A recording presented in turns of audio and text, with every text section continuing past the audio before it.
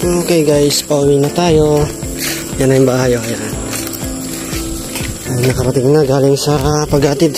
At tayo ay bumili ng malulutong ulam.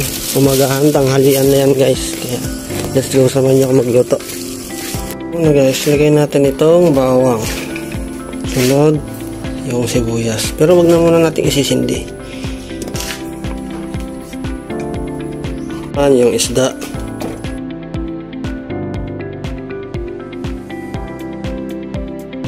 Magic sarap. Baka naman.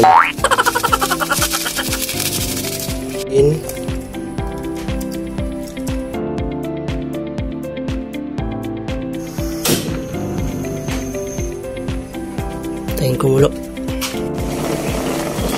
Talbos ng kamote. Okra. Itong okra guys, half cook lang natin kasi mas masarap pag half cook.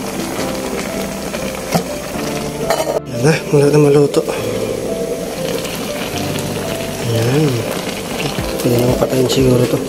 Siya nga pala guys, ito yung luto ko kuwan lang. Ideal recipe ko lang ito. Na depende na sa mga manonood kung gusto nilang gayahin kasi ito ay hindi siya paksiw.